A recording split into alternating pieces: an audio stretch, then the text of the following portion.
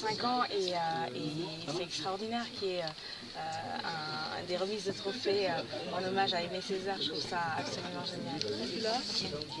Mais allez-y, enchaînez, parce qu'il y a personne. Bonsoir. Vous avez fait le choix de chanter en anglais, à ce qui paraît, c'est la première langue que vous avez appris, c'est vrai cette histoire? Exactement, j'ai grandi, je suis arrivée au Ghana quand j'avais 6 mois et j'ai grandi après que dans les pays anglophones jusqu'au fin du collège. Donc je parlais anglais et j'ai appris le français parce que c'est la langue qu'on parle dans mon pays natal qui est le Mali. Ah.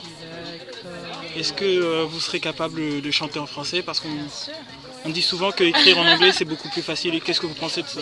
Non, c'est facile quand on écrit des choses faciles. Moi j'essaie vraiment d'écrire avec beaucoup d'application et d'intégrité, donc c'est pas si facile. Écrire, c'est dévoiler vraiment une partie de ce qu'on a à l'intérieur, se déshabiller quelque part, et moi j'aime le faire avec beaucoup. Au niveau de votre actu, vous avez un album?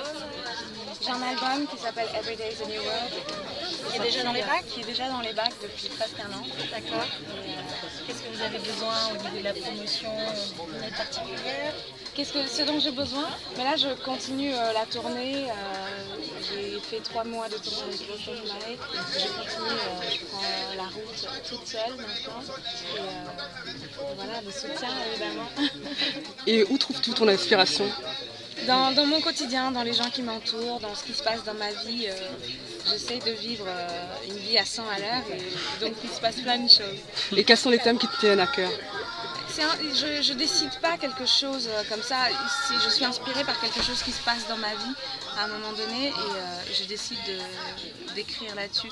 Mais je me prépare pas en me disant mon album doit aller dans ce sens-là. C'est vraiment au fur et à mesure que j'écris, que l'album se fait. Et vos inspirations musicales? Alors j'aime beaucoup le rhythm and blues de Ray Charles, de Nina Simone, Ella Fitzgerald, et j'aime aussi la pop de James Morrison. C'est vraiment un mélange de plein de choses différentes. Et évidemment, j'ai été baignée dans la musique de Salif Keita, Césaria Evora. Donc chez moi, on est 7 enfants, et plus 3 cousines qui ont été élevées par mes parents. Donc chacun avait son univers musical, et mes parents aussi. Donc c'est un melting pot de tout ça. Dernière question. Pour finir sur une note la plus légère, Mise de Vous, qui est un magazine de beauté africaine.